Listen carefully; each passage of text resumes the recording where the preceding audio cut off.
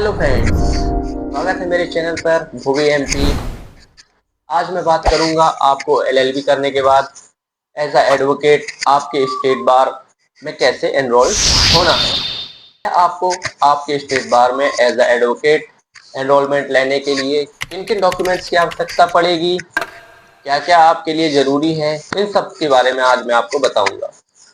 ठीक है friends, video को शुरू करने से पहले वीडियो को अंत तक जरूर देखना। मेरे चैनल को सब्सक्राइब करें, वीडियो को लाइक करें और शेयर करें।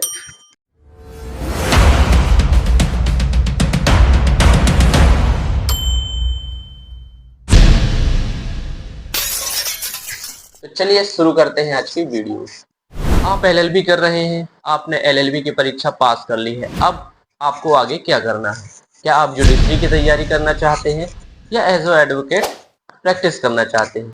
सबसे पहले जैसे ही आप एलएलबी करते हैं उसके बाद आपको अगर जुडिशरी में जाना है तो अब सुप्रीम कोर्ट की नए गाइडलाइंस के अनुसार आपको 3 साल की लॉ प्रैक्टिस होना बहुत ही आवश्यक हो गया है, कंपलसरी कर दिया गया है। आपको किसी भी कोर्ट में, किसी भी डिस्ट्रिक्ट कोर्ट में आपको 3 साल के लिए एज एन एडवोकेट प्रैक्टिस करना होगा, तभी आप जुडिशरी एग्जाम में बैठ सकते हैं।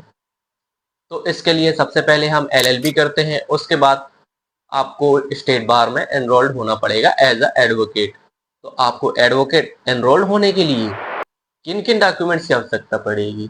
सबसे पहले आपको स्टेट बार की साइट पर जाकर एनरोलमेंट फॉर्म डाउनलोड करना पड़ेगा।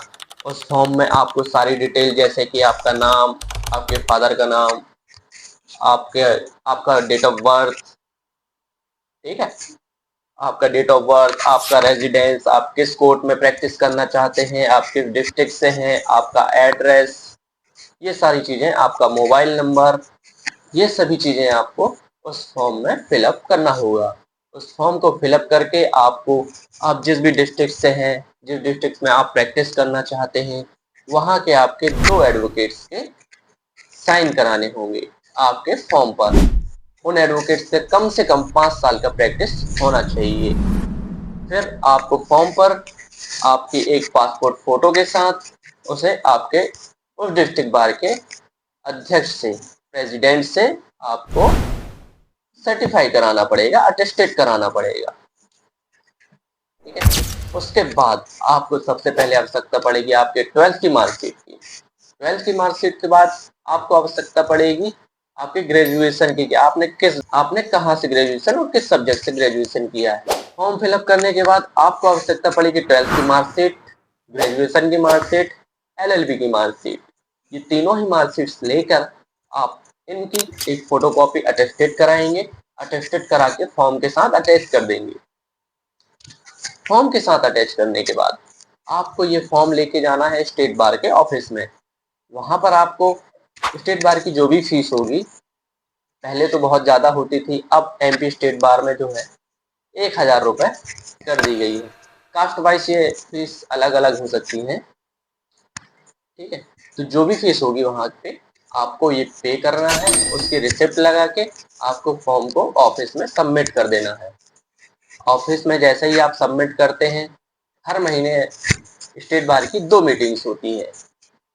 उन मीटिंग्स में आपके फॉर्म को देखा जाएगा, आपके फॉर्म को अप्रूव कर दिया जाएगा। जैसे ही आपका फॉर्म अप्रूव होता है, आप एज एन एडवोकेट एनरोल्ड हो जाते हैं और आपका एक एनरोलमेंट नंबर आता है।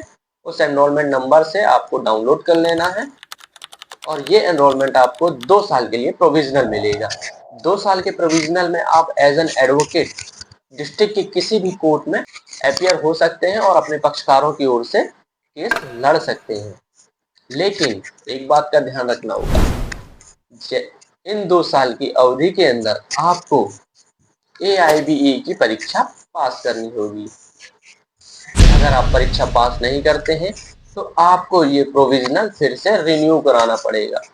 रिन्यू कराने के लिए आपको यही प्रोसेस फिर से अप्लाई करनी होगी, तो आपका प्रोविजनल अप्लाई हो जाता है।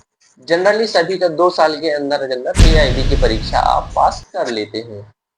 फिर भी किसी किसी का नहीं हो पाता है तो भी वो रिन्यू करा के फिर से AIB दे सकता है और एज एन एडवोकेट एनरोल्ड हो सकता है। AIB की परीक्षा करने के बाद आप ऑल इंडिया में कहीं भी एज एन एडवोकेट अपीयर हो सकते हैं और केस लड़ सकते हैं। और सुप्रीम कोर्ट की गाइडलाइंस के अनुसार अब आपको जुडिशरी की परीक्षा में बैठने के लिए, शामिल होने के लिए 3 साल की प्रैक्टिस होना आवश्यक है। इसलिए दोस्तों, बिना समय गवाए आप भले ही जुडिशरी की तैयारी करते रहें, लेकिन आपको LLB की परीक्षा पास करने के बाद ही स्टेट बार में एज अ एडवोकेट एनरोल्ड हो जाना है, क्योंकि आपका समय खराब ना हो। और प्रैक्टिस के दौरान आपको जनरल नॉलेज ही मिलेगा। ऐसा नहीं कि आपका टाइम बर्बाद होगा। आप कोर्ट जाते रहें।